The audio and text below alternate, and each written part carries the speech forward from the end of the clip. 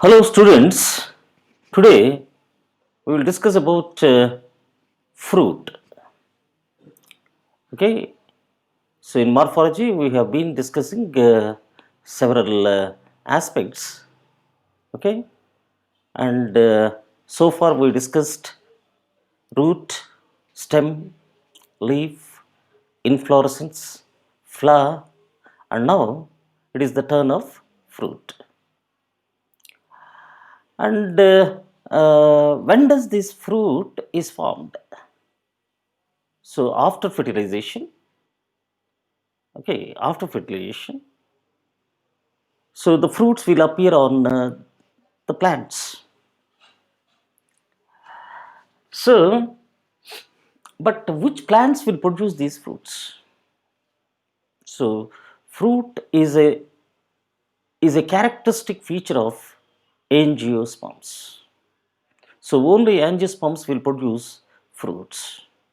So, we can say that the angiosperms will produce flowers, fruits along with seeds. Okay, and in the flower, after fertilization, so which part will develop into this fruit? So generally, after fertilization, the sepals, petals, stamens, style and stigma of the gynoecium will wither and fall. And what is left? Only the ovary. That ovary, enclosing the ovules, will develop into the fruit, and the ovules inside will develop into the seeds. So that's why, how can one define this fruit? Okay, post fertilized ovary, post fertilized ovary is called fruit. Or, okay, the ripened ovary is called fruit. Means what? The matured ovary, that means after fertilization, so it becomes matured, and that matured ovary is called the fruit. Okay, and all the things that I would like to give some extra information here through this video, and all this is not there in our NCERT textbook. The fruit are of two types: false fruits and true fruits. So let us see what is false fruit and what is the true fruit. Fruit that develops from any part of the flower, fruit that develops from any part of the flower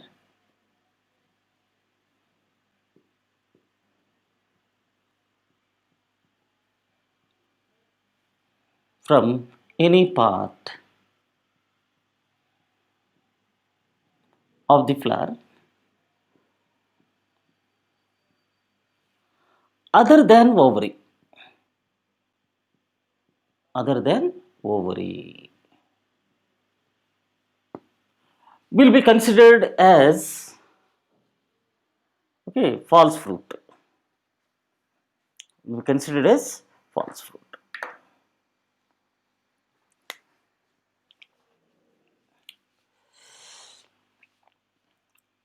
So what are the examples? Okay, I hope you saw this one.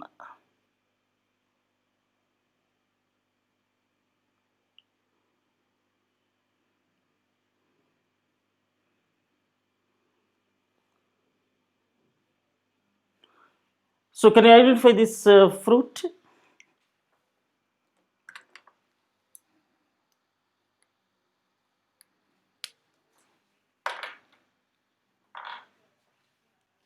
Right.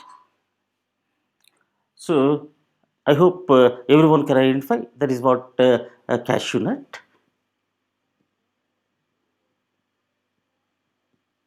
Cashew nut. You're correct. But which one is cashew nut among these two? This is cashew nut, right? So this is true fruit. But what about the one that is present above it? So that is also fruit, and this is the false fruit, and it developed from pedicel of the flower. Pedicel. You know what is pedicel? Stalk of the flower. So the stalk of the flower, according to rule, is not supposed to develop into a fruit-like structure. But here, the stalk also developed like fruit, and it is a succulent structure, edible one. Okay, so pedicel. So other than ovary. So that's why this became false fruit. And another example, let us take.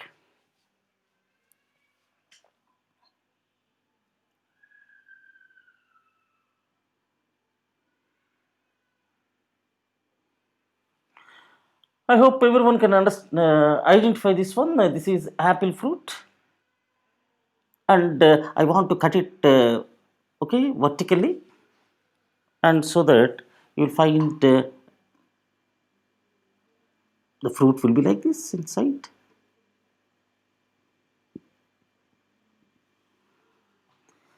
So now, see, generally we remove this central portion, right, and we eat only this outer portion in the apple. And actually speaking, the one which we are throwing off is the true fruit, and that contains what? Seeds. Then what we are eating is the false fruit. Means what? It developed from which one? Thalamus. Thalamus. And with that, in apple, okay, this is apple. So in apple, uh, the flower is epigynous flower, and you know that in epigynous flowers, so this thalamus, okay, is deep cup shaped, and it encloses the ovary. And in what has happened in apple, while the ovary is developed into the fruit, even thalamus also developed into a fruit, and it became much fatter than the ovary. So that's what you have to understand. This is false fruit. And another example which I would like to give is this one.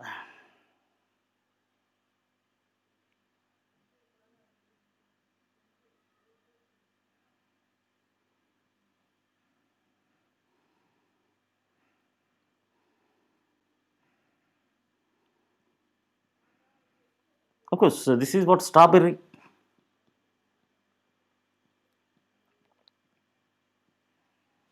And I will show you these actual fruits are these.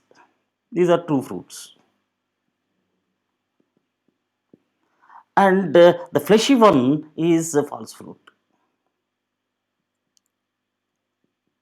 This is nothing but thalamus. So in apple and strawberry, thalamus became a false fruit. And in cashew nut, the pedicel became what? A false fruit. Of course, you have to understand one thing.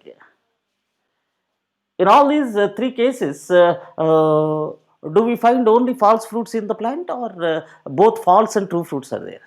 Both false fruit and true fruit. So the false fruit always develops along with the true fruit.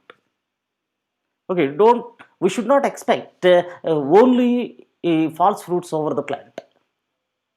So other part other than ovary, if it develops into a fruit, then we call that structure as what? False fruit or pseudo carps. So that is about these false fruits.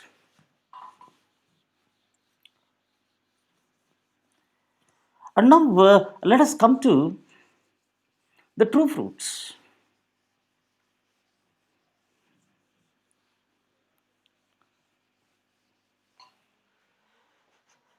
The fruit that develops from the ovary, or the fruit that develops only from the ovary, are called what? True fruits. Okay, and these are further classified into three types based on the type of ovary. So you see, if the fruit develops from monocarpellary, monocarpellary or syncarpous gynoecium,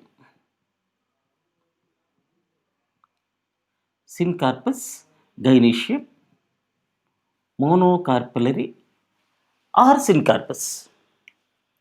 So you had to understand one thing, already in the flower topic, we discussed about the gynoecium based on the number of carpels. The gynoecium with single carpel is called monocarpellary, two carpels, bicarpel, three carpel, tricarpel, like that. But we discussed one more point, and when the carpels are more than one, then we identify two categories again. When they are free, apocarpus gynoecium; when they are fused, syncarpus gynoecium. And I want to tell you one thing. What is common feature in both of them? This is monocarpellary, means what? Single carpel with single ovary. And this is syncarpous, and we don't know how many carpels are there in that, because it can be bicarpellary syncarpous, tricarpellary syncarpous, tetracarpellary syncarpous, pentacarpellary syncarpous, or even multicarpellary syncarpous. But as they are fused, how many ovaries you will find there? Only one ovary. So the common feature is single ovary. So when there is single ovary, so we can expect how many fruits there from that flower? One fruit. So such fruits are called simple fruits. Okay, the fruit that develops from one ovary of one flower is called simple fruit. Okay, and these simple fruits are again classified into two types based on the nature of the fruit wall. Okay, remember the fruit wall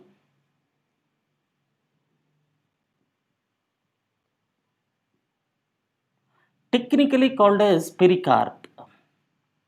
The technical name of fruit wall is pericarp.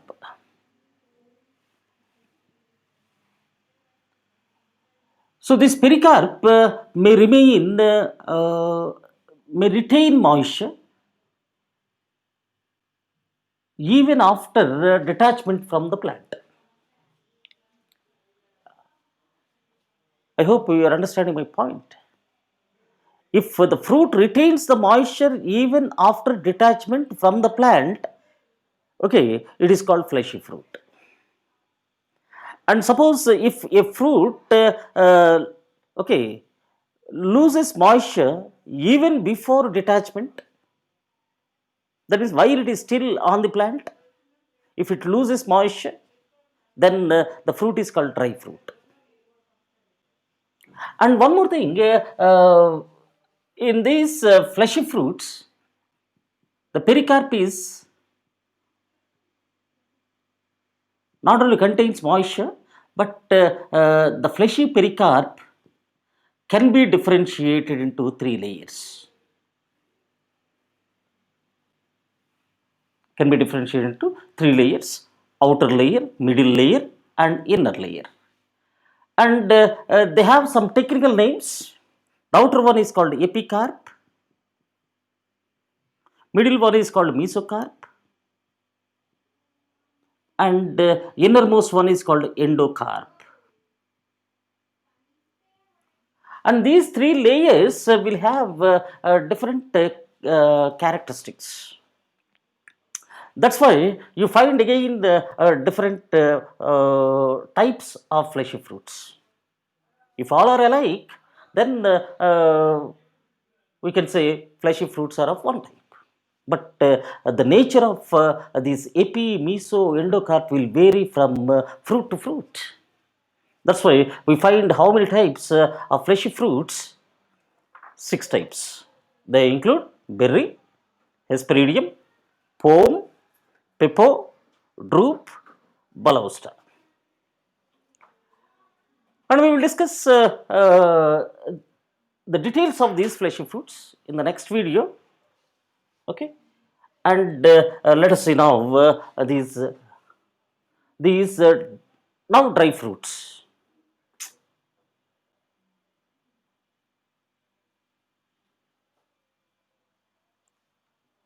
Dry fruits will have a pericarp that cannot be differentiated into these three layers, and they are further classified into three types: dehiscent, indehiscent, schizocarpic.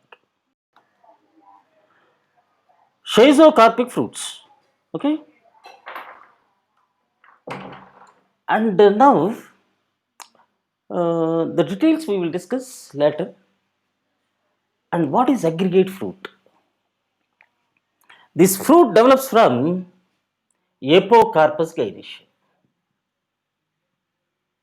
Apocarpus gynaece or Apocarpus ovary.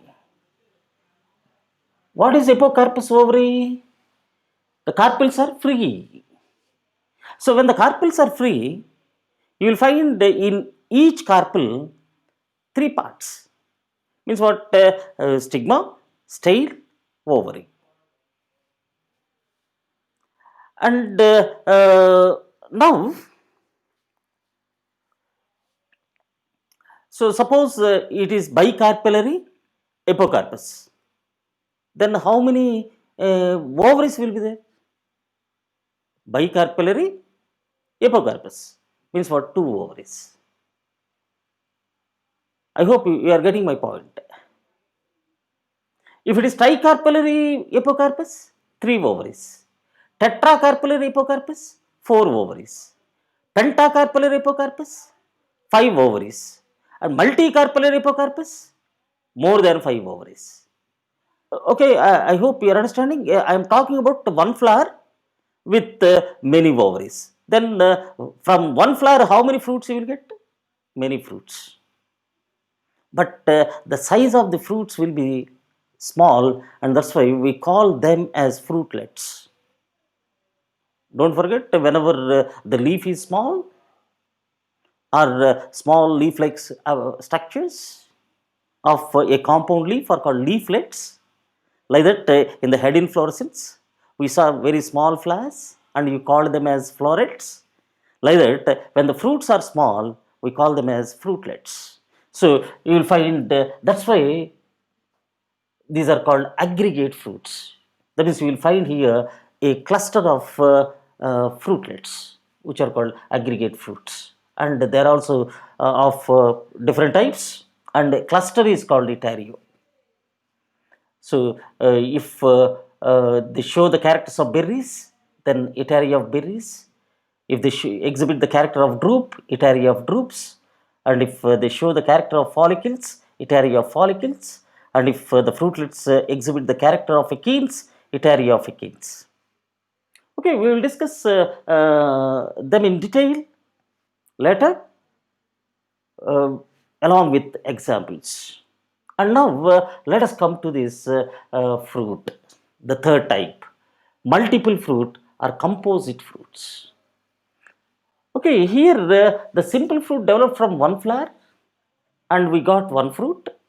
And here the aggregate fruits developed from one flower and we got many fruitlets.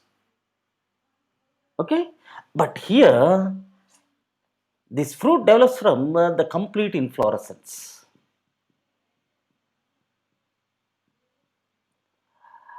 And remember, in the inflorescence, how many flowers will be there? Many flowers. And many flowers will have many ovaries. So that's why how many fruits we can expect here? Many fruits. So that's why it is called multiple fruit. And don't get confused here. It is not like a cluster which we saw here. And here though many fruits have to develop, all fruits appear like a single fruit. Okay, a composite structure is formed by the entire inflorescence, and also remember that in the formation of this fruit, not only the ovary is okay contributing, and every part of the inflorescence, peduncle, bracts, everything will contribute for the formation of that single fruit. So that's why it is called composite fruit. And there are two types, that is sorosis and psychonus. Of course, for the idea, I will give examples here. The example for sorosis, jackfruit, and pineapple, mulberry. These are all multiple fruits which are called sorosis. Okay, I hope you're all familiar with the jackfruit, the big one, and it is a multiple fruit. And when you open it, you will find so many fruits inside. Okay, and the psychonus example is what, fig. So remember that fig fruit has developed from inflorescence, which is hypanthodium inflorescence. Okay, so this is what the flow chart of the fruits, and we will discuss the details of all these in the next video.